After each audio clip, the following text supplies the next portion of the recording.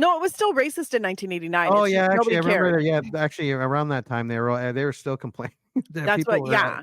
People were still complaining, and they're still to this day doing the tomahawk chop. oh yeah, Yeah. and Cleveland Super. was like, go fuck yourself. Yeah, basically. We're gonna still do it. Lights, camera, and action. Welcome to the I Remember Liking That Movie podcast. Remember those childhood movies you loved? We're going to watch them again and find out if they're still as amazing as you remember. Let's get ready to join Anna and Jimmy as they go back and watch those movies you remember being oh so awesomely good. Horror movies that scared. Comedy movies that dared. Damn! And action movies so preposterously ludicrous that they defied the laws of common sense. Now, here's your hosts, Anna Santos and Jimmy Coates.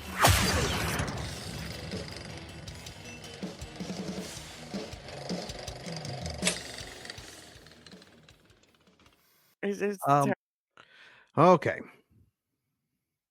Welcome to the I Remember Liking That Movie podcast. Today we are going to talk about Major League. I'm actually very excited. What do you remember about Major League from 1989? I remember this movie being fucking hilarious. That's what I remember. I remember loving this movie. I remember thinking it was so incredibly funny. And I remember kind of half falling in love with like half the actors.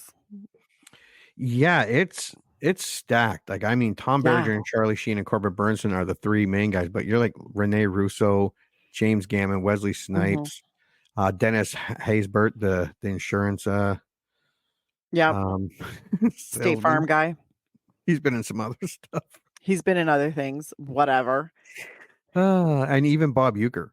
And I remember Bob Uecker actually being funny. Oh God, yeah. And yeah, Didn't he play one of the announcers in this? he was the radio guy. Yeah. One goddamn hit. You can't say goddamn on the air. Don't worry, nobody's listening anyway. Like, I remember laughing a lot at this movie. And I watched this a lot with friends. This was just one of those movies that was a go-to. And it is an R-rated movie. We'll get to that. Mm-hmm. But it was one of those where it does have a couple sequels. And it was one of those movies like Police Academy, Revenge of the Nerds, where the first one was rated R, made a lot of money, and then they made sequels, and it never went back to rated R again. Yeah. And none of them ever lived up to the original. I think I might have seen the second one. I think I saw there's a third one, and the third one has Scott Bakula. Oh, I think I saw that one too. Yeah, I don't remember those two a lot. I blocked those out of my brain. Yeah. This one I remember Wesley Snipes as always trying to steal the bases, Willie Mays Hayes.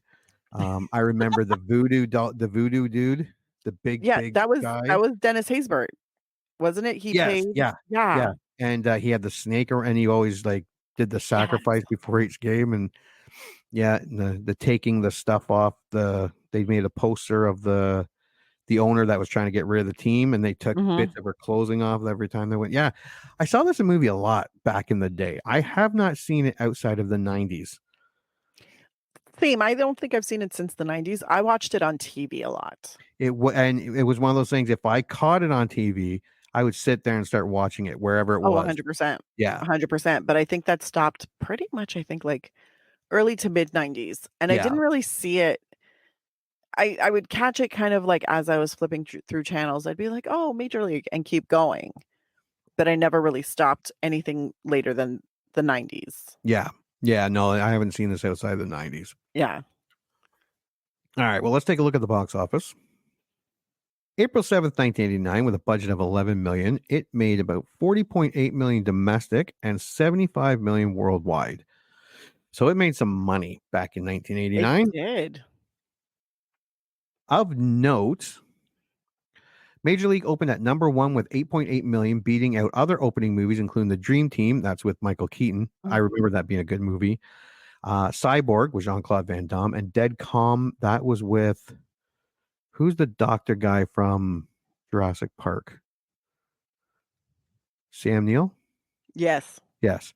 I think. I might be wrong. The following weekend, it stayed in number 1 and only dropped 20%, then to number 2 the following weekend, then to number 3, and then number 4, 5, and 6. I'm finally falling out of the top 10 by week 11. So it stayed up there for quite a while. It did. That's impressive. Tail of the tape. There's the back of our VHS for those listening. Major League VHS. Actually, the first time I wasn't going to Blockbuster in '89. I wasn't going by myself, anyways. Yeah. But yeah, that looks kind of familiar though. The VHS. So came out '89, is a comedy. It's rated R and has a pretty hefty runtime of 1 hour and 47 minutes for a comedy. Yeah. I never felt that being a problem back then. No, it never felt long. No. All right, taglines. When these 3 oddballs try to play hardball, the result is totally screwball. Fucking stupid. Who wrote that? Who wrote that? A comedy with bats and balls. I mean, Better than the valid. first one. See, if they had said a comedy with balls, perfect. Yeah. Well, I think Caddyshack had that. Yeah.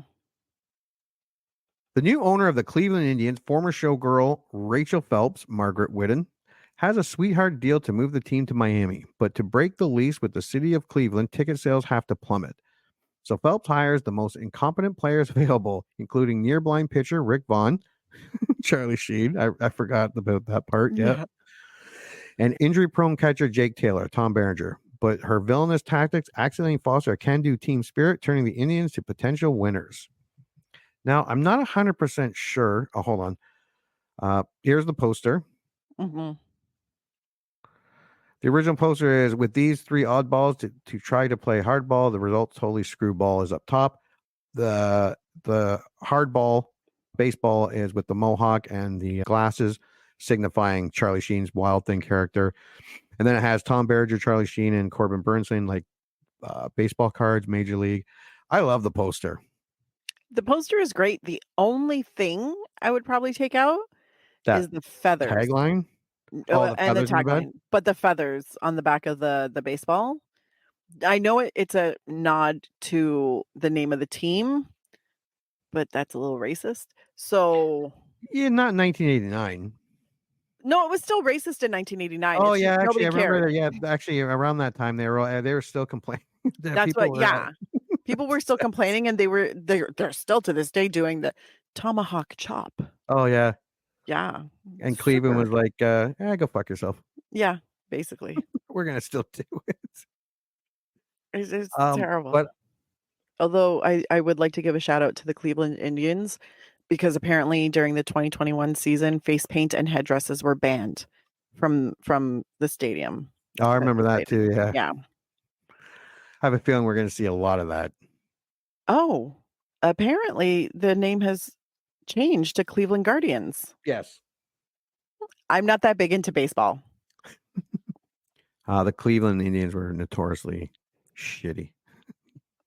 This movie is not very far-fetched. All right, Rotten Tomatoes. 40 critic reviews come in at 83%. 50,000 audience reviews comes in at 84%. So 1% difference. So everyone seemed to like it. That's fucking impressive. Yeah. Critic consensus, Major League may be predictable and formulaic, but buoyed by the script's light, silly humor, not to mention the well-built sports action sequences and funny performances. Yeah, it really felt like you were watching a baseball game. Like they filled the crowd. Well, not the beginning. There was hardly anyone there in the crowd, but it really felt like a baseball game going on. Like some movies you watch where it's like kind of feels more like a reality show. Yeah, it doesn't really the movie. It doesn't help the movie at all. But I remember this one, being quite good at doing that. Yeah, I remember this one having a lot of baseball. Yeah, like actually on the field baseball. Yeah, it's probably why it felt authentic and fun. All right, here are the good Rotten Tomatoes. The what are these ones called? The Fresh. Fresh. Fuck. You All okay right, you there, may buddy? start. Probably a good thing you do start. If you're looking for sophisticated wit, keep going. But Major League is pleasant, undemanding fun. Angie Arago, Empire Magazine original score 3 out of 5. And back then, when I first saw it, I was young. This movie was awesome. This review is what I'm looking for. Mm-hmm. I'm not looking for sophisticated. I just want just pleasant, just non-thinking fun. Major League doesn't try too hard or aim too high, but it is pretty funny. Richard Corliss, Time Magazine, original score not available. Amazing. Major League holds up today not only as the rare sports-themed comedy to balance goofiness and dynamic game atmospherics seamlessly, but also as a fleeting reminder of baseball's last remnants of participatory charm and gee-whiz curveball worship. Brian Orndorff, DVDtalk.com, original score B+. For sheer crowd-pleasing fun, it belts one high into the left field bleachers. Variety staff, Variety. Original score not available. Nicely played. Yeah. Ward hits a decent line drive with the wacky Major League, an inspired goofy time at the ballpark. Frank Oching, the worldjournal.com, original score 3 out of 5. The film is so loopy that it glides over its cliches and indulges in some, for fuck's sakes, congenial movie baseball silliness. James, New York Times, original score not available. What's with the $150 words, Karen? Yeah, predictable ensemble. Fuck you, Karen. Predictable ensemble sports comedy, and one I like a whole lot more than I probably should. Scott Weinberg, efilmcritic.com, original score 4 out of 5. If you're looking for a sexy, funny baseball movie with depth of character and a thought-provoking examination of love, rent Bull Durham. But if you just want some good laughs, Major League should fill the bill. Chris Hicks, Desert News, original score 3 out of 4. I remember liking Bull Durham. I liked it too. Yeah. But yeah, I get what they're saying. It was That's the deep baseball movie. All right, here are the rotten, and you may start. There wasn't a ton here, obviously, at 83%. It has its moments, but it also has long, slow stretches where you feel like standing up and wandering around, maybe going out to hunt up a beer. That's fine for baseball, but it's not the way movies are supposed to work. Elizabeth Mopen, Orlando Sentinel, original score not available. Slick predictability is about all it has in mind, down to the last trite freeze frame. Jonathan Rosenbaum, Chicago Reader, original score not available. Shamelessly formulaic. Hal Hinson, Washington Post, original score not available. Somebody should tell Ward that winning isn't everything, character is, and this is what his movie lacks. Carrie Ricky, Philadelphia Inquirer, original score 2 out of 4. And that was it. Interesting. Yeah, and this was weird too. You'll see when we get there. IMDb, the voice of reason, 77,000 user ratings, comes in at 7.2 out of 10. That's pretty high for a comedy. It is pretty high. Yeah. All right, you may start. What a comedy should be. 10 out of 10, Mad Jasta. Can baseball be any funnier? 9 out of 10, Super Base. One of the best sports comedy movies of all time. 8 out of 10, Brian 272. More fun than actual baseball. 7 out of 10, Damian Phelps. So predictable, but so much fun. 6 out of 10, No Skyline. Okay, an entertaining underdog wins story. 5 out of 10, Steve Horvath, 59515490534. It's asterisk because this was the only one out of 5 out of 10. It was only the only one there. Interesting. I had to pick it. There were no 4 out of 10s. Oh, weirdly angry baseball movie. 3 out of 10, The Flaming Eagle. Yeah, again, the only one at 3 out of 10. Interesting. Way overrated. 2 out of 10, Le Galloway, 92845. There were only 2 to choose from out of this one. And no 1 out of 10s. That's pretty impressive. That is very impressive, actually. Yeah. Yeah. If you really think about it, especially for a comedy from like the late 80s. Yeah. It's impressive.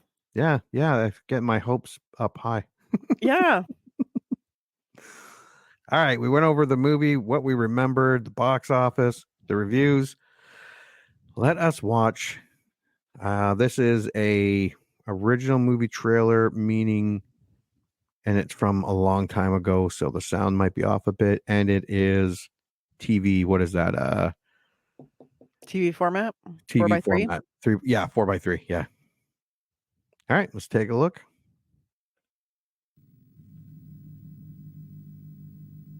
Harry Doyle here, welcoming all of you to another season of Indians baseball. Here's a list of players we'll be inviting to camp. This guy here is dead. Cross him off then. We'd love for you to come to spring training for a shot at this year's club. By the way, you were with me last night. Who's this chick on top of me? We'd still like to take a look at you in our spring camp. Not sure I can make it by then. Who is that? Serrano. What's his religion? Voodoo. Hey! Willie Mays Hayes here. Play like Mays, and I run like Hayes. How you doing? What the hell league you been playing in? California Penal. Don't you have any proven major league talent? Now, I want to put together a team that'll help us relocate to Miami. You want us to lose? We've been losing. What I want is for us to finish dead last. This year, the Cleveland Indians have a multi-talented team. The first offering just a bit outside. They're masters of the sacrifice. He's looking to sacrifice a live chicken. One old chicken, just like you said. The double play. Excuse me. I have a much better body than she does. Thank you for me, she really does. And the pick-off. Every time we win, we peel a section.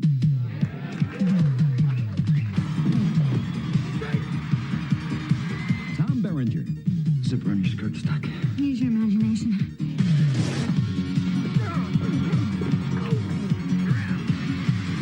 Charlie Sheen. These things make me look ridiculous. Seeing's the most important thing, son. I don't think it's that important. Corbin Bernsen. And Bob Euchre. Haywood swings and crushes one towards South America. Major League. That ball wouldn't have been out of a lot of parks. Name one. Yellowstone.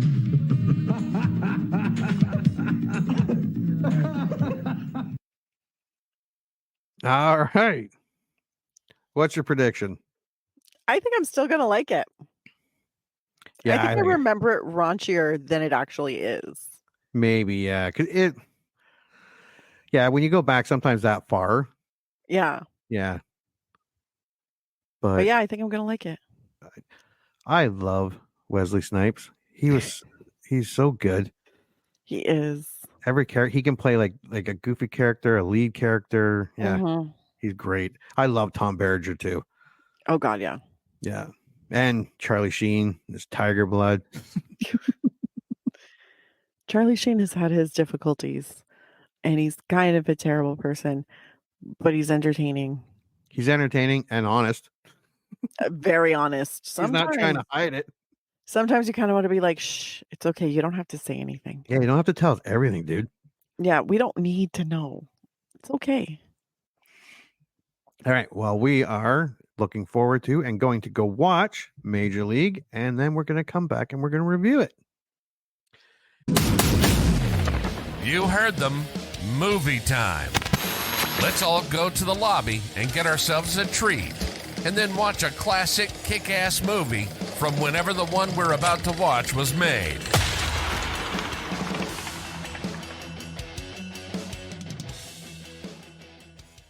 Ooh, wasn't that fun, kids? Nostalgia and cuss words and culturally insensitive languages that perpetuate stereotypes.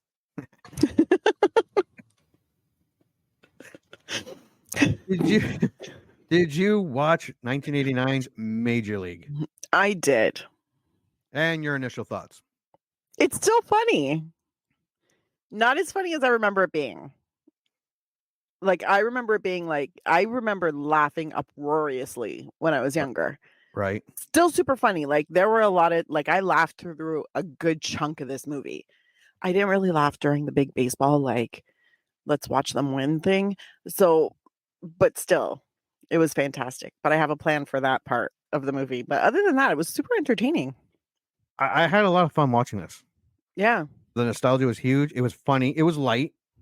Very. It was still adult. A lot of the critics were right. It was a light comedy with some genuine funny moments. The spring training, the radio talking about the team, the everyday people from all over the city talking about the game, the fans in the seats, the great shots of them playing baseball made it seem a little more real, a little more authentic. It wasn't just our main characters that made the movie. It made me want to watch the other Major League movies, but it also made me want to watch Wesley Snipes movies like Wildcats with Woody Harrelson and Goldie Hawn, or New Jack City, Demolition Man. Made me want to watch more Tom Berenger. But he's not really he didn't do a whole lot of comedy. He's more of a drama guy. I forgot how attractive he was. Yeah, he's a good looking dude. I was like, sir, you are a very big hottie. What? Yeah, why did I not remember that? That's what I mean. He did a lot of dramas like Platoon. Well, I don't think that was really hottie, and Shoot to Kill and Sniper. But I think he did. I don't know if they were romantic comedies, but he was really big in the dramas, like The Big Chill and stuff like that. Yeah, definitely made me want to watch Charlie Sheen. Like, are you kidding? Like Wall Street, Hot Shots Part 2, Men at Work with Emilio Estevez. Oh yeah, I remember that movie. That. What's that? I remember that movie. They played that the garbage. Movie, yeah, Garbage Men. Yeah, I remember being friggin' funny. It's burned in my brain, and every time I bring it up to people, they're like, "I don't know that movie," and I'm like, "No, but the brothers, they were playing Garbage Men, and like best. No, you don't remember? My garbage-toting friends from your friendly neighborhood peace officer. I've got my eye on you both. If you're not breaking the law now, the smart money says that it's only a matter of time before you will. And you can bet that last dollar that my ass is gonna be there to make the bus. Golf clap? Golf clap.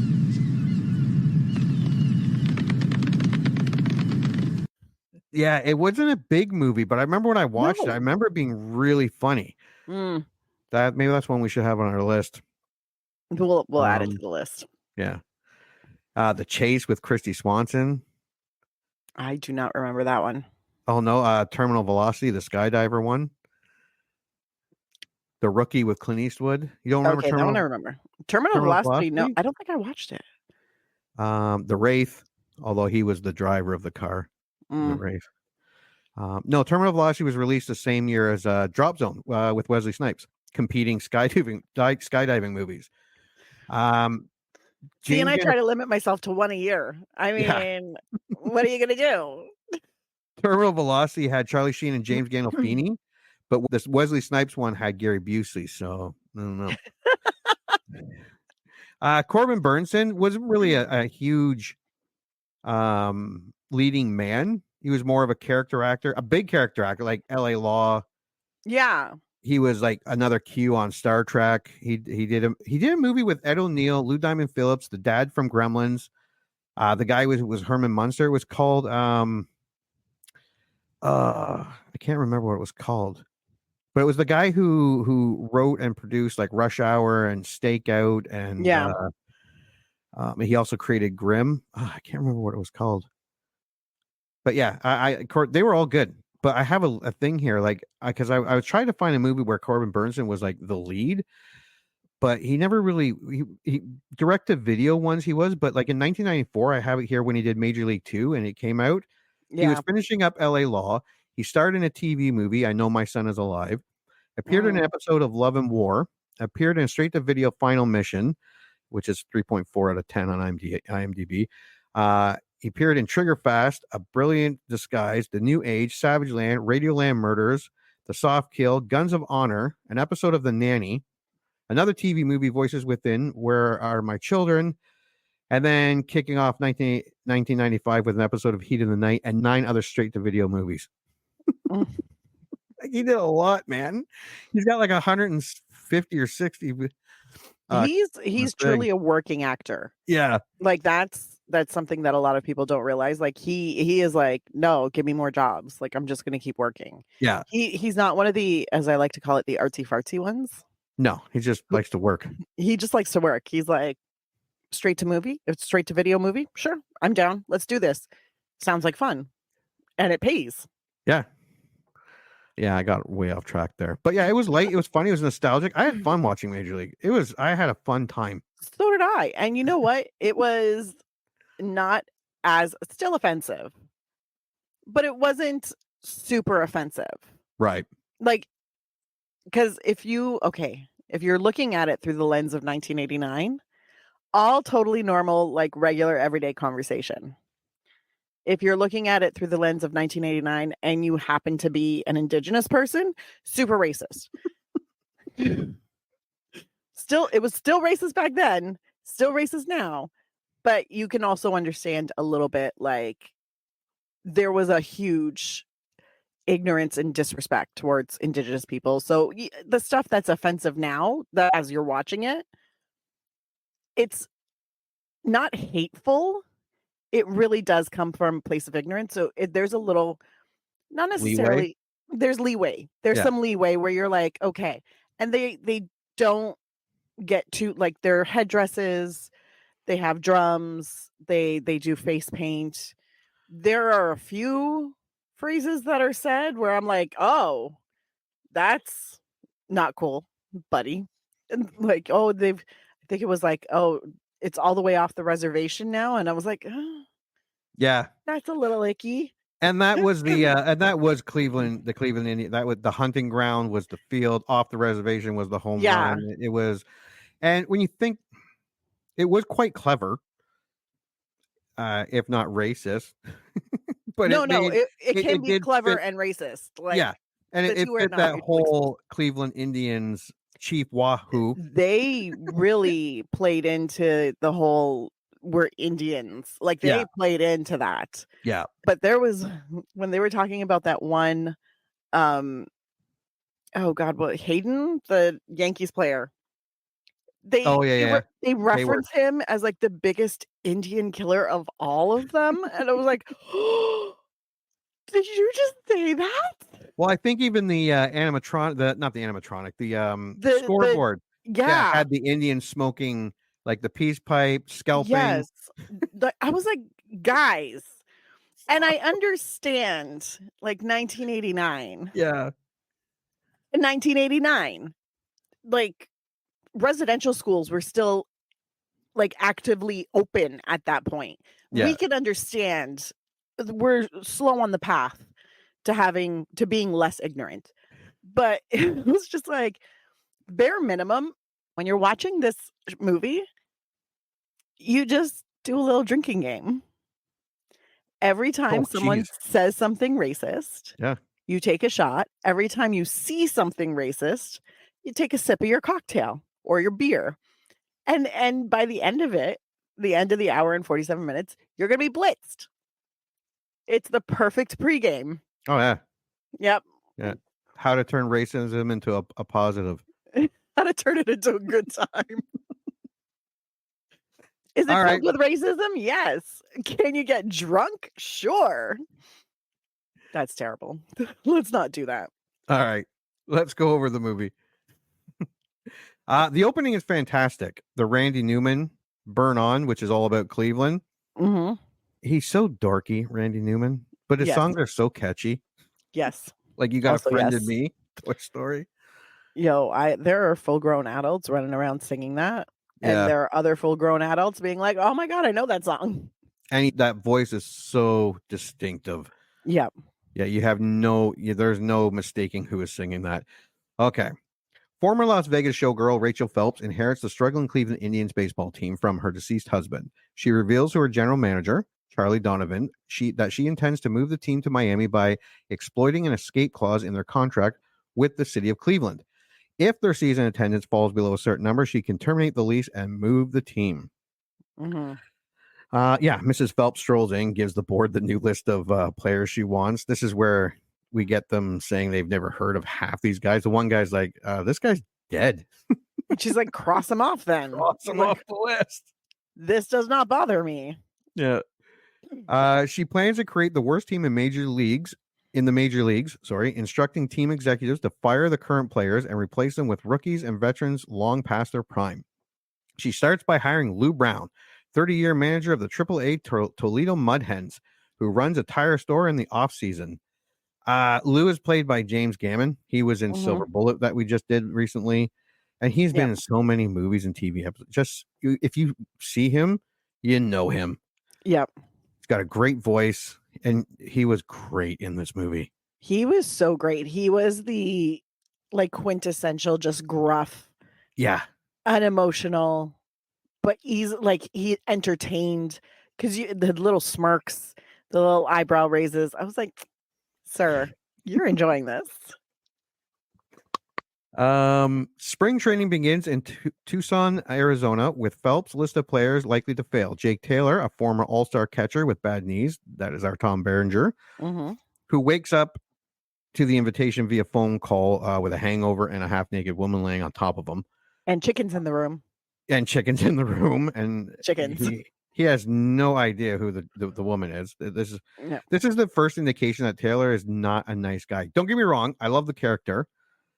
But as we go along, he's not the good guy. When you look at the romantic side of this movie, he's really not. He's not a great guy at all. He's kind of a dick. But even as a play, he is not the mentor to the rest of the team. He is the let me give you life is shit on a cracker. Yeah. Here's some Coke to swallow it down with. That's who he is. And I kind of appreciate it. But Renee Russo, her character, Lynn, fucking pissed me off in this movie. I'm like, girl, have some self-respect. Just a little bit. We'll get into that, though. And the 80s and 90s, actually, this formula worked or was used in a lot of movies. And now, I don't know if we're older, smarter. You're just like, damn, you guys are stupid. Right? Ugh. Third baseman, Roger Dorn, a prima donna, more concerned with his financial portfolio than playing good baseball. Corbin Bernsen, which we established is great. Aging starting pitcher, Eddie Harris, who has resorted to doctoring the baseball. Chelsea Ross, another great character actor who's been in a bunch of stuff. Yep. Outfielder, Pedro Serrano, a voodoo practicing power slugger who has trouble hitting breaking balls, played by Dennis Haysbert. Yep. And I love him. I love him so much. And this was a departure from his usual, or at least what I remember him for. I remember him from The Unit, 24, insurance commercials. There's a lot of action in his resume. There's a lot of drama. Not a lot of comedies, but he's good. So good. Yeah. I love his Spanish is brutal, but I love it wasn't even consistent. No, the accent wasn't even consistent throughout the movie at all. But you know what? He's got such great screen presence. I forgive him. Oh yeah, I forgive him. Yeah. And speedy outfielder Willie Mays Hayes, who can steal bases but can't hit. Wesley Snipes, probably I would vote the funniest character in the movie. Yes. Yeah. He was awesome. On his own, funniest. Yeah.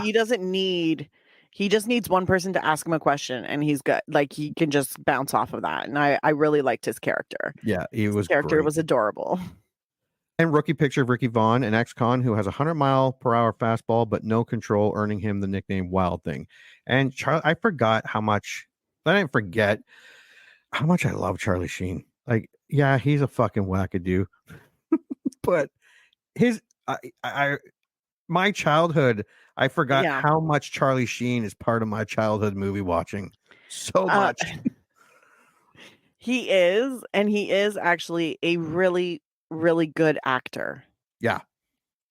He's kind of fallen off a little bit in recent years, but it's such a good actor, so talented. Yeah. I wish he hadn't done the drugs. I wish he hadn't, because honestly, I think he definitely could have made such a name. He could have been famous as opposed to infamous. Yeah. And that makes me a little bit sad, but so talented. And he was so young in this. Oh, yeah. So young. And then before Major League, he had done Platoon. He had done Wall Street. He's an established actor at this point. And he's been working since he was a kid. So Wikipedia skips over spring training. So I just made a couple of notes. Spring training was great. I love spring training. Willie Mays Hayes showing up uninvited. That's the guy who was it, and they pull off his bunk bed. That was and move it outside. He's like, "Am I cut already?" then he just beats everybody in that foot race in the barefoot race in when his they're doing PJs. the timed racing. Yeah. Dorn complaining he doesn't have to do anything that might damage his looks or hurt his mobility, and Lou taking his contract, throwing it on the ground and pissing on it. That was kind of great. Also because Lou was looking at Dorn while he was doing right in the eyes. Just right in the eyes. Didn't break eye contact. Didn't even blink. He's like, this is what I think of your contract. Cool. Dorn played a great asshole. Like, you know, it was like he wasn't overly aggressive. No, he was just that douchebag that you have to work with, and you're just like, can we get rid of him? And he plays already? it great. He has that look too.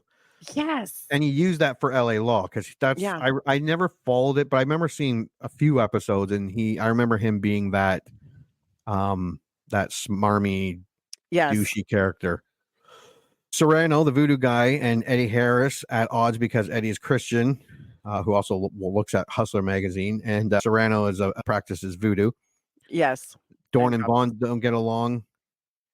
We get the whole red car in the locker thing. After practice, all the players go back to the locker room, and if there's a red tag in their locker, that means they have to go see the manager and they're cut.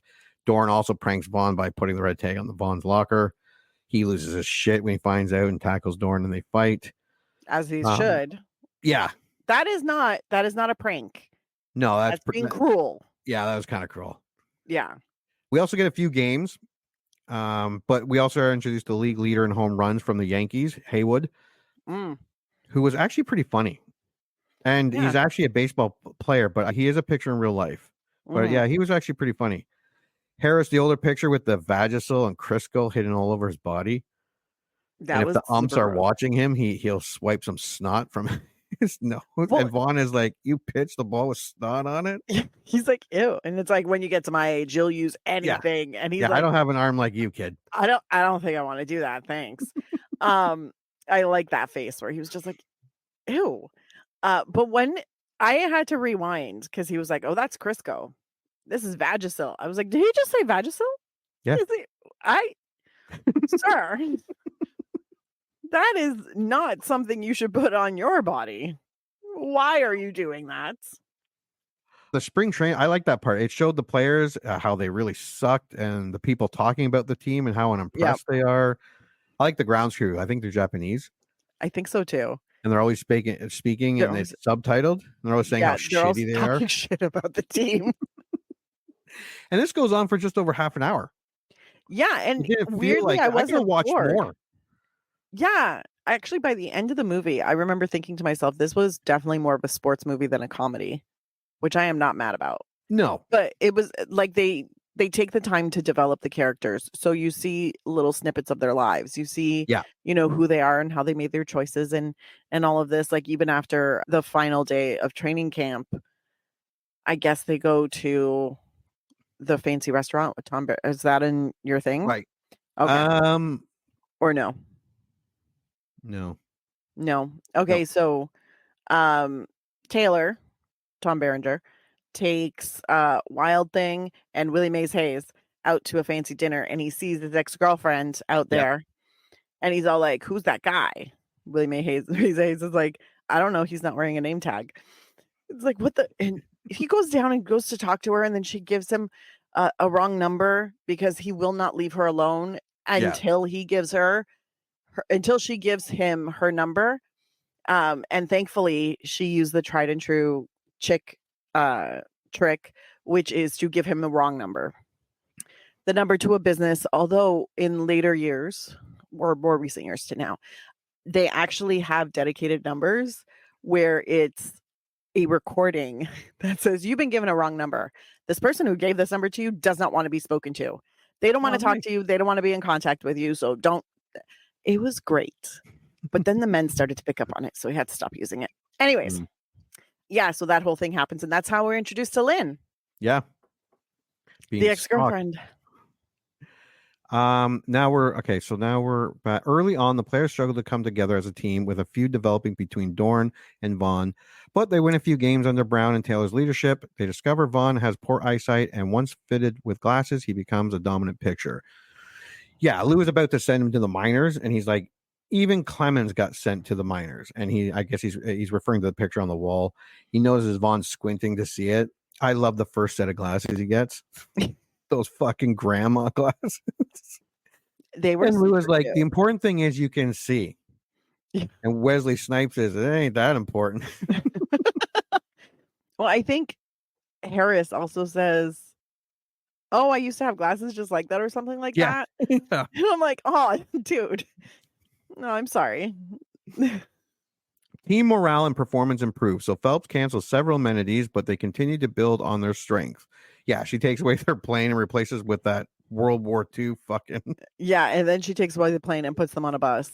bus. And My favorite is the hot tub when Lou wants to soak and it's broken. He goes in completely naked yes. to confront Phelps. His ass is just And she's like, "Do you want to get a towel?" And he's like, "We don't have any. yeah. I'm too old to jump into a locker." Just stands out there with everything on display. And then they fix it with a motorboat, like a boat Yes. motor in the tub. Yeah, I'm she like, also that takes can't be away fucking hot safe. water. Hot water. I Yeah. was like, "God damn, that's just becoming really like that's cruel at that point." Can you imagine you play an entire baseball game and then like Just you have to cold take water. a cold shower? Yeah. Meanwhile, Taylor reconnects with his old girlfriend Lynn and tries to rekindle the relationship, even though she is engaged to be married. Yeah, and he doesn't come across as a great guy during these parts. Like No. even in the library, like she's bringing up all these times he cheated on her, and he's not denying any of it, and No. he's not giving any real good excuse. There was no he literally said, like, at one point, he was like, "But don't you want someone who's wanted?" I'm like, "I have a feeling she wants someone who's gonna say no to the other people." That's just a vibe I'm getting. And he's like, the one girl said she had a better body than you. I had to prove her wrong. How does you getting naked with her prove her wrong? It doesn't. And I mean, you're kind of rooting for him, but he doesn't seem like he's a great catch. No, because if he came back, like, you could tell after the meeting at the restaurant, we're like, okay, yeah, no, he fucked up. Like, he royally fucked up. Yeah. Because, like, he, I guess, cheated on her again and then disappeared for 3 years to go play in the Mexican League Yeah. and never contacted her again. So she moved on with her life. If he was repentant, if he was sorry, if he said something along the lines of, you know, I never should have cheated on you, because he never actually says that. He's kind of No. like, it happened. And right up until he went to play with the Indians, he was still banging strange. I didn't even know who it was in the bed Yeah. at the beginning of the movie. He's like, who's Which, this I mean, chick? if that's how you want to live your life, that's how you live your life. That's cool. Yeah. Don't have a girlfriend or a significant other while you're randomly banging people whose names you don't know. That is where I draw the line. Yeah, he Bang doesn't all look the like he's nameless ready people. to He's not settle ready. down and have a No. family. He is definitely not thinking it's time to have some children and be a father. But No. he's also predicting that this may be his last year in baseball. So he's like, He's got to just settle want down it." now. Yeah, now he has to because nobody's going to want him because now he's old with busted knees. Apparently, this is his mind because as long as people wanted him, he should have. It was his duty, really, to sleep with everybody. So giving, so generous. Very giving. Yeah, giving Near- STIs. Nearly 3/4 of the way through the season, the team is 60-61, far exceeding expectations, and fans have begun to fill the stands. Special shout out to the 3 fans all decked out in the Indian gear. I'm sure it was triggering to young white women everywhere if they see it. And old white woman. This old white woman was like, oh God. But I never realized it back when I first saw it, and the 10 times after that. These were nerds, dorks, whatever, but that was their mom. What, really? With them. Yeah, would drive them and like, because if you look at it, it's the 3 didn't clue into and just the old lady sitting with them, not saying anything, just sitting there. She was just their ride. Just their ride to drive they them. don't have their driver's license. They don't have a ride to and from because they probably live at home. And I'm looking at going, oh my God, that's one of their moms. God, that just got sadder. Awesome. That just got sadder. I feel for them. I feel for them. They're obviously season ticket holders and them doing the wave by themselves and their little arguments. That was pretty funny. Yes. At this point, Donovan, tired of Phelps' manipulation, reveals her scheme to Brown, who informs the team that she intends them to finish last so she can fire them all, then get better players after the move to Miami. Taylor decides the only thing left to do is win the whole fucking thing, to which the team agrees. This was cheesy. Not as cheesy 100%. when I saw it in 89 or the 90s, but yeah, it was pretty cheesy. But it was like an understated cheesy. Yeah. Where it's just like, well, you know what we got to do. And I was like, yes, now it's time for the rousing speech. I forgot it wasn't a rousing speech. It was just win the whole fucking thing. Win the whole fucking and everybody's thing. like, yeah, man, done. And I'm like, oh, fuck yeah. That's there was no like locker room action tea. movie territory. Yes. Yeah, we gotta fucking kill them all to get out of here. That was like, and then everybody's like, cool, let's do it. Yeah. Like, well, what were you gonna do before that? Not win the whole thing. But we do get in between this a lot of great shots of them actually playing. Like this movie did have great scenes of baseball. They made them all look like baseball players. Yeah. There was not one actor where you were like, you've obviously only learned to play the sport for this movie. Yeah. There was not one. No, it all looked really well done. Yeah. Yeah, and they even get a TV commercial, the American Express TV commercial. That was pretty funny. Everybody sucked in that commercial, except for Willie Mays Hayes. Except for Willie Mays Hayes, who slides in there. So animated, so charismatic. And when back at the spring training, like when he goes to slide into second, he doesn't even make it to the base, and the guy's like waving him in, giving them the finger.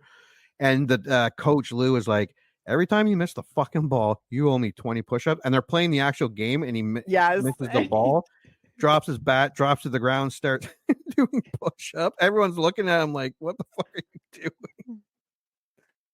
doing?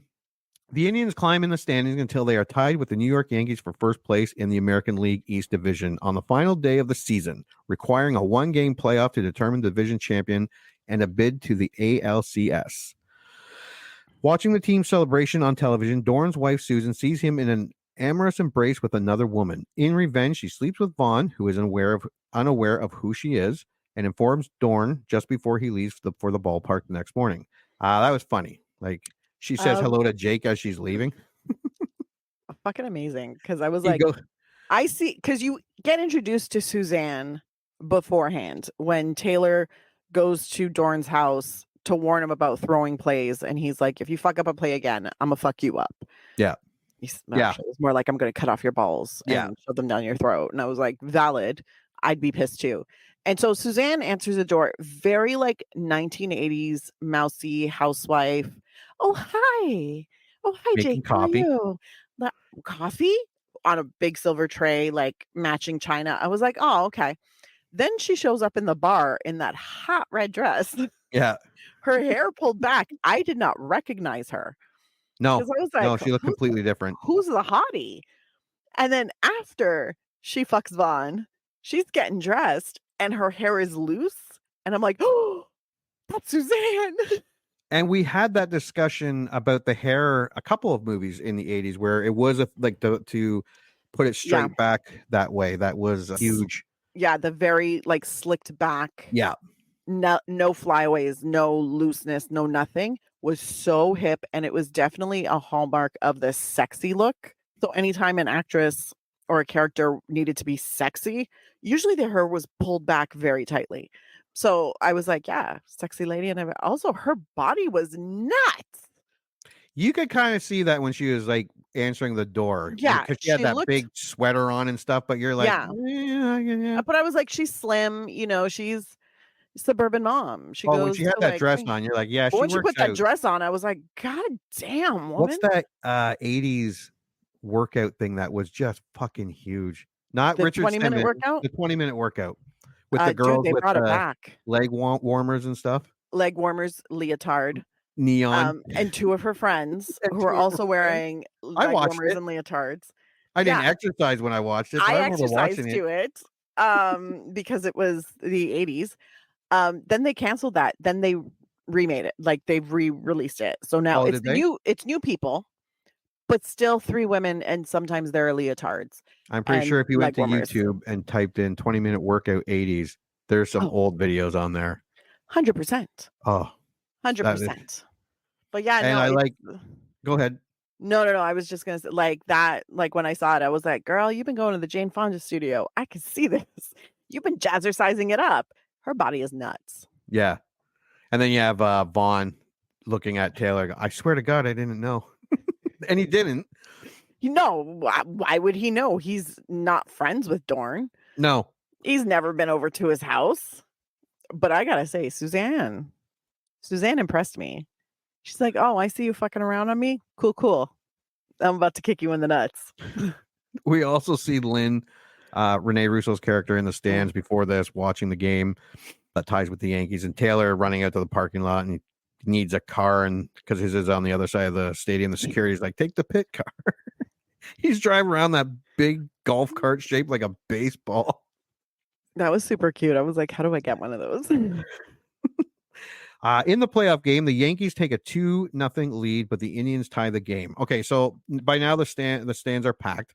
Mm-hmm. Vaughn doesn't get the start because he has a losing record against the Yankees, which they show us in this movie. Like every time he goes against Haywood, he always pitches him a pitch that Haywood hits out of the park. Oh yeah, like embarrassingly far.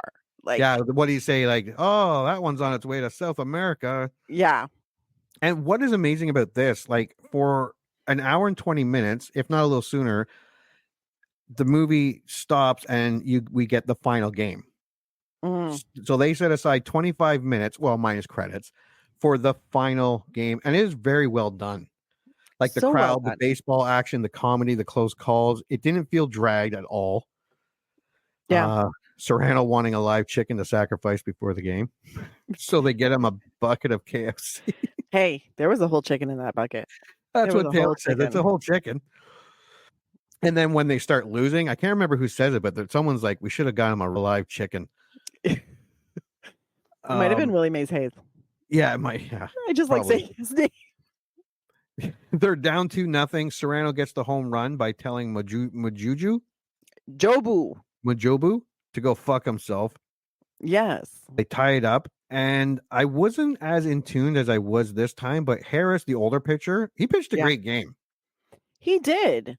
He pitched a really great game. I remember not liking him as a kid, but because he wasn't Wild Thing. He wasn't. Yeah. Vaughn. He wasn't cool. And he was always fighting with Serrano. Yes. And now his character has a lot more depth now that I'm older watching it. And yeah, you're seeing the old dude at the end of his career. Yeah. He knows he hasn't got much left. Still trying to push it and stay in it for as long as he can. You feel for him now. Yeah. I still love when Lou is like, "Bring in Vaughn," and the Wild Thing music starts. Yes. That was awesome. And they played like almost the entire song. Yeah, then the crowd sings the entire thing. Yeah. I was like, damn, people. Yeah, and Phelps, the owner, is like, "I hate this fucking song." Also, her ashtray is a little pink ashtray with like little pink metal like palm trees. It's super cute, and she makes a butler hold it. I just want to point that out because I was like, you know what, for a super evil villain, like you're kind of styling. I enjoy this. Then Dorn runs to the mound, looking like he's gonna kill him because he slept with his wife. Taylor's like, "Shit," but he tells him to strike this motherfucker out. Again, a little corny. A little corny. We were all totally redeemed in a few. Yeah. When at the end of the game when he punches him in the face. That was amazing. But you expect a punch. Instead, he, for some reason, all of a sudden, Dorn is like, "I'm a part of this team." We're like, "Hey, thanks for showing up, buddy. Nice of you to be here." Yeah. So he strikes him out. Mm-hmm. I love the ball counter, 96 miles per hour, 97, 101. Yeah. Willie Mays Hayes gets on base. Yes. I love the stealing. It was actually intense. Like I knew he made it. But I'm still sitting there worried like he's going to get fucking picked off. Well, because they do it so well. And this is something, who was it that David Ward. Yeah. Thank you, director David Ward. He directs this part like a real, like he's amping up the intensity and the suspense. He wants you to care. Because he's turned this part into a drama, like an actual, And so you get close-ups of the pitcher and the looking to the side, and you get Willie Mays Hayes and his like squat where he's like shuffling, and you're just like, oh, you're too far, go back. Yeah. It becomes like a weird thing that you're just like, is he gonna make? I'm like, I know he makes it, but is he gonna make it? Yeah, exactly. Yeah. The Duke Taylor comes to the mound and he points his shot. Yes. The Duke gives him some chin music. Taylor points again. Great cheesy sports moment. Cuts to all the fans in the bar. Did you notice the one guy, the construction worker, who is the dad in? He plays the janitor in Scrubs, and I didn't notice him. And he plays the dad in the girl who played the mom in Everybody Loves Raymond did another show after that lasted like 8 or 9 seasons. Yeah. And the janitor from Scrubs was the dad in that one. Oh. That was that guy. He played one of the guys in the bar, and then he fucking bunts it. Slow mo. The Yankee player's like shit. Taylor looking like he blows out his knees as he's running to Which first he base. Probably is. Like he's like, this is a career-ending run, but this is the only way it's gonna happen. Yeah. And Willie Mays Hayes rounds third, heading home. Hold on, let me check Wikipedia. Yeah, in the bottom of the ninth, Hayes scores a run that wins the Indians division as the team celebrates. Yeah. Dorn finds Vaughn, punches him, then embraces him. Taylor sees Lynn, who no longer is wearing her engagement ring. She joins him in the celebration. And we'll back up because when he followed her with that baseball, is that when they have sex? Yes. Yeah. That's when they have sex at her apartment. Right.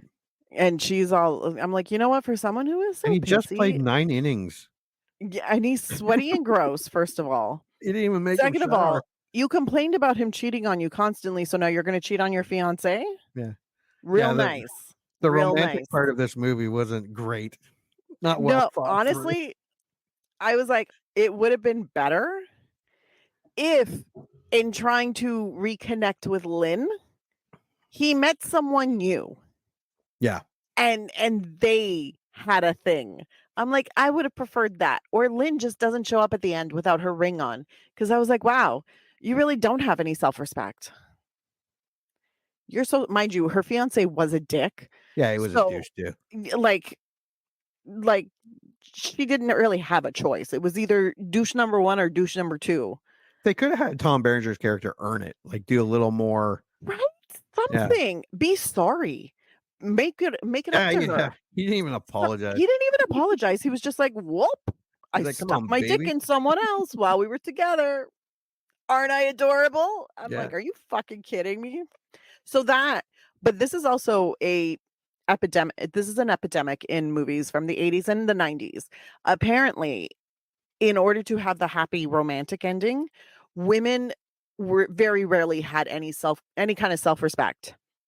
They were just like, I'm going to let myself continually be embarrassed, and I'm going to use love as the excuse for why I'm letting myself be emotionally abused. And then everybody was like, oh my God, that's so beautiful. No, it's not. It was an easier time, people. If you were a dude. If you were a dude, yeah. But this is why so many men are so cranky now. Like, this is why the red pill thing is happening. Because in the 80s and 90s, we were constantly being told, you don't have to have standards as long as you have a man. Now, we're like, fuck the man. Get a cat. Get a vibrator. You're fine. Anyways, back to Major League. And that is our movie. And Anna's rant. My rant about how women in the movies in the 80s and probably early to mid 90s, no self-respect. And it angers me every single fucking time. So I forgot to take a picture of our YouTube scores. Oh. So I will have to just say them. So for those listening, you can subscribe to our YouTube channel and rate this and other movies as Buy It, Rent It, Stream It, or Skip It. So we had Buy It, funniest sports movie ever, came in at 8%. Oh. Rent It, 80s classic comedy, came in at 8%. Oh. Stream It, make your dad smile, 85%. Skip It, washed up 80s tripe, Actually got 0. No one said skip it. Oh, that's encouraging. Yeah. Yeah. All right. So, what is your score? My score is buy it. Because you bought it? Because I bought it. That's why I tell people to buy it. Well, no, actually, I bought it at a discount. I'd like to point that out. Because to rent it was $4.99, to buy it was $6.99. And I had a gut feeling, and I was like, you know what? I think this is a buy. So I bought it. If it was $16.99, I'd be like, go fuck yourself. I'm not paying $16.99 for Major League. So I bought it at $6.99. I am not mad about it. I would have even gone up to like $9.99. Totally reasonable. I'm like, yeah, I'd totally buy it for that. It was funny. It was a great sports movie. Like, really, really great sports movie. So if you like a sports movie, if you like something funny, if you are fairly tolerant of how racist the 80s were. Look, if you get super angry about anything that's racist from the past, don't watch this movie. It's going to make you, like, enraged. But if you can look at it and say that was definitely the 80s, like this is a product of its time. Yeah. And you can still enjoy the movie, it's fucking worth the buy. It was funny, it was entertaining, it was light, it wasn't overly involved, there was no mystery, there was no crazy, like it was just really, it's a straightforward, funny, mildly inappropriate movie. Yeah. It's a good time. So why not have it in your arsenal? Because the next time you've had a really hard week at work, this is the perfect movie to put on while you're eating your Chinese food and just chill and laugh a little bit and maybe have a drinking game for every time something racist comes up. What's your score? Well, just for retrospective, 8% of people said buy this one, 17% said to buy Tank Girl, and 33% said to buy Batman and Robin. So what the fuck are you people thinking? Are you fucking kidding me? My score. Well, for those listings, and if you remember watching this back in 89 or the 90s and haven't seen it since, but liked it then, have no worries. This is a fun movie. This is a well-shot, well-paced, well-acted film. The city is alive with character and characters. The action scenes are fantastic. The variety of the team's jerseys and different parks, plane rides / bus rides, feel like you followed them through the season, if only in an hour and 45 minutes. But by the time we get to the one-game playoff to break the tie, it feels earned, and you're actually sitting there feeling the anticipation. The writing is tight. The jokes are well spaced amongst the cast. No one is hogging the spotlight, although I did give the edge to Wesley Snipes for being the funniest of a lot of funny characters.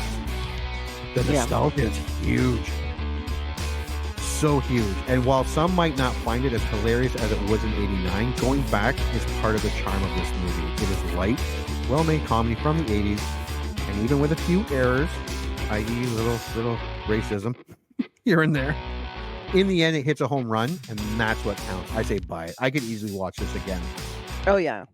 Like if a couple friends came over and said, let's watch Major League, just after I've just watched it now, like next weekend coming up, I could easily watch it, rewatch it. Oh, 100%. I'd probably recommend, I'd be like, yo, have you watched Major League recently? Do you want to? Yeah. I would totally watch it again. Yeah.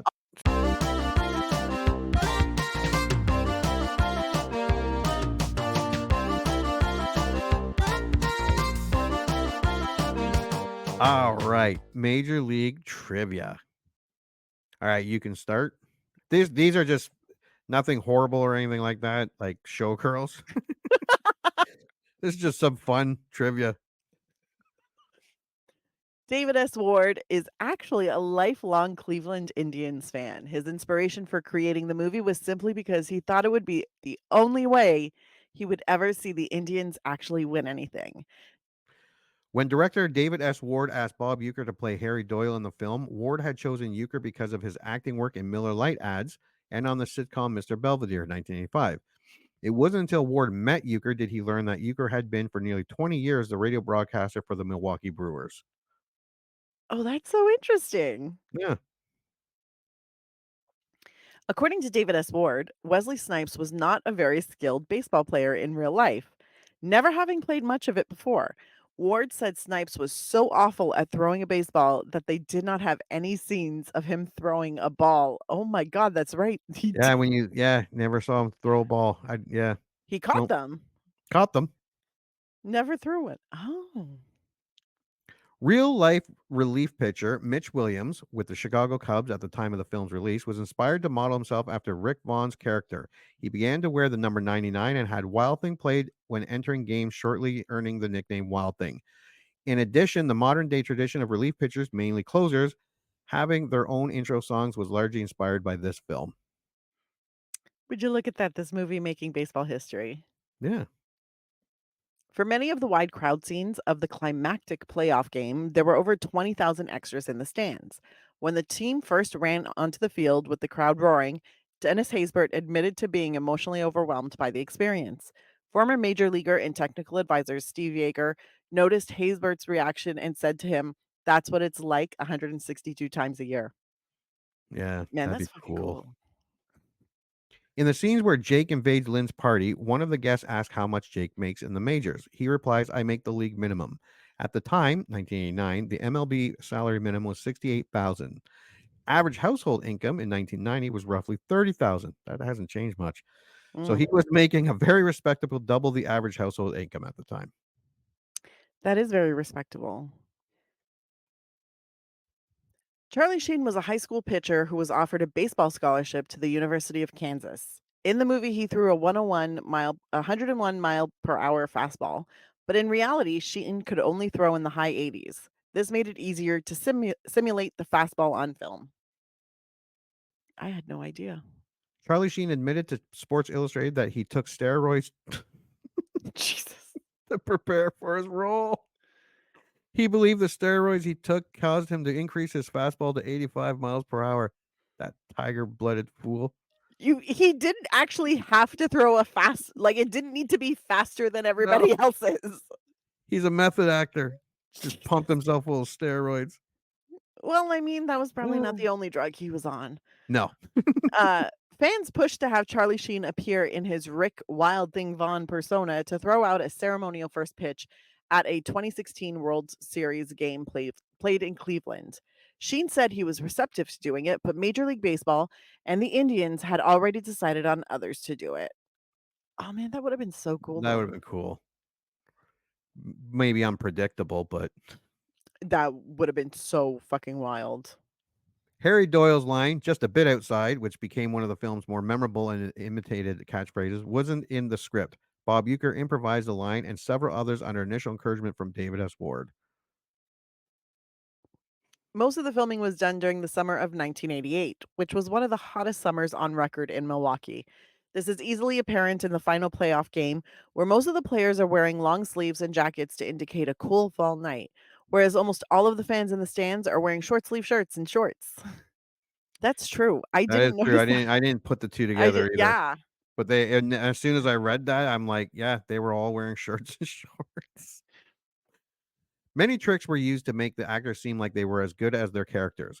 For example, the pitching mound in a real baseball stadium is 60.6 feet away from the home plate. But to give the impression that Charlie Sheen's 85-mile-per-hour fastball was traveling 100 miles per hour, they moved the mound up 10 feet and shot from behind the plate so the viewer wouldn't notice the distance difference. Also, all Wesley Snipes running scenes are shown in slow motion to give the impression that he is running faster than he actually is. They did a great job. Yeah. Dennis Haysbert, who played Pedro Serrano, actually hit multiple home runs on camera while filming Major League. In the final game, when Haysbert hit his final home run, he was so excited he forgot to drop the bat and ran the bases with it, despite that not being in the script. That was my favorite part. Like, he holds that bat, and he's like, "Yeah, man, this guy did it." Yeah. In the commercial for the movie when it was in theaters, there was a scene in which Ricky Vaughn, Jake Taylor, and Willie Hayes are in the restaurant and they are discussing a home run Ricky gave up to a batter. Jake says to Ricky, "That ball wouldn't have gone out of a lot of parks." Ricky says, "Name one." Jake pauses and says, "Yellowstone." This scene was omitted from the theatrical release, but was written into the script of Major League 2. But it was in the one that I watched today. I don't think it was in the, we watched it. It was in the trailer. I don't think it was in the movie. Now I'm gonna rewatch the movie. I'm gonna have to go I'm back like, too. do I remember it from the trailer or do I remember it from the movie? Yeah. Yeah, I'm gonna go back and look too. Yeah. It's gonna drive me nuts. In a couple of press box scenes, Harry Doyle is shown with cups bearing the Miller Lite beer logo. During the 1980s, Bob Uecker, who played Doyle, appeared in several commercials for Miller Lite. The film depicted a sparse crowd for opening day. Even though the Cleveland Indians routinely drew sparse crowds during their lean years, they generally would have sellouts or near sellouts for season or home openers. That's because season or home openers, there's still a lot of hope. Oh, yeah. Yeah. Then you watch them and you're like, oh, fuck Oh, this. fuck. Yeah. At the start of the pennant race montage, Willie Hayes is shown with 16 pairs of gloves nailed on his bedroom wall, indicating he had stolen 16 bases in the first 101 games. At the end of the montage, he has at least 78 pairs on the wall, having stolen 62 additional bases in less than 60 games. The goal of the owner in this film is to move the team to Miami. Just 4 years after its release, Miami was awarded an expansion team that would go on to win the World Series after just 5 seasons in 1997. Ironically, they beat a heavily favored Cleveland team. Man, fuck you, Miami. Charlie Sheen had previously played real-life Major League Baseball player Oscar Happy Felsch in the film 8 Men Out. What the? Oh.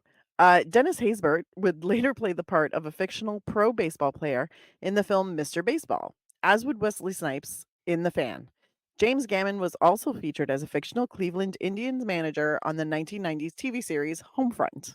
There you go. Wow. The plane that the Cleveland Indians get stuck with is a Douglas DC-3, first flown in the 1930s. Wow.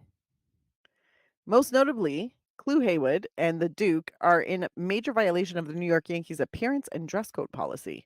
Haywood and Duke both have long hair, while Haywood has a goatee. And that is our trivia. Is there anything else you'd like to add to Major League? No, I don't think so. Other No. than I'm probably going to watch Major League 2. Yeah, I still want to see. Yeah, I don't think I've seen number 3, so I'm kind of curious about that too. Yeah, I definitely have not seen number 3. I'm Yeah. iffy about whether or not I've seen number 2 because Scott Bakula in a baseball uniform sounds very familiar. Hmm. So I I feel don't like I've watched remember it. 2 at all, Me neither. but everyone's in it except for Wesley Snipes. They had to replace him with someone else to play Willie Mays Hayes, but everyone else is back in it. That's nice. I like it when they all come back. All right. Well, thanks for going back to 1989 to watch Major League. We hope you actually do go out, at least if you can find it streaming. I don't think you can rent it, but yeah, it's worth a buy. Yeah. Yep. All right. Well, until the next movie we remember liking. Congratulations. You just had one of your childhood movie memories vindicated. Or they just eviscerated it. I don't know. This is a generic one-size-fits-all type of ending to the podcast. So thank you for listening, and please join Anna and Jimmy next time for another episode of the I Remember Liking That Movie podcast. If you dare to go back and watch that movie you remember liking.